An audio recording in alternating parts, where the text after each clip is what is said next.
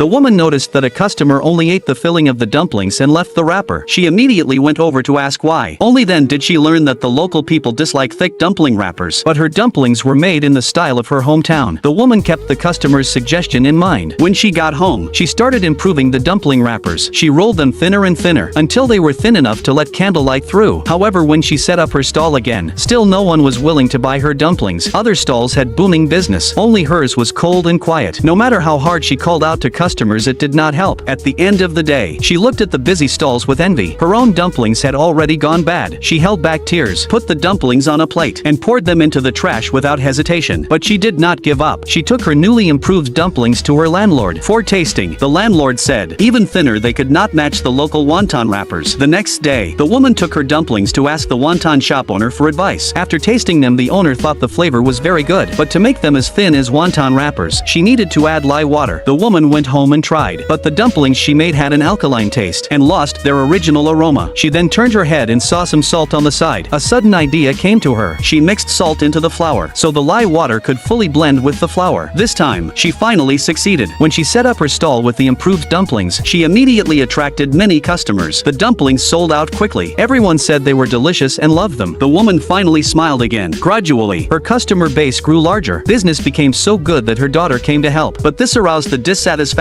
of a local gang leader. They demanded protection money and even tried to take her daughter. Seeing this scene, the woman couldn't hold back anymore. She grabbed a kitchen knife, protected her two daughters behind her, and prepared to fight to the death with them. The gang leader froze. The scene reminded him of his own mother, who once protected him the same way. He was moved by the woman's courage, so he ordered a bowl of dumplings. Although the woman was very reluctant, she still served a bowl of dumplings. After eating, the gang leader was very satisfied. He even ordered a serving for each of his men. He did not trouble the woman again, paid for the dumplings, and even reduced the protection fee. He even ordered 500 dumplings at once. The woman's crisis was finally resolved. She also unexpectedly gained a big customer. That night, after eating dumplings, a customer proposed to pack a portion of uncooked dumplings. The woman was surprised. She asked if they would spoil if left overnight. The man said that he had a refrigerator at home. They would stay fresh if frozen, and he could cook them whenever he wanted. This idea opened the woman's eyes. She came up with a new plan. From that day on, she did not just sell freshly cooked dumplings. She also started selling packaged frozen dumplings. Soon, her business became more and more prosperous. Customers lined up in front of her stall. Later, she could not even make dumplings fast enough at home, so she opened a factory, hired workers to help make them. In the end, her dumplings were not only popular locally, but also made their way abroad, allowing people all over the world to taste her dumplings.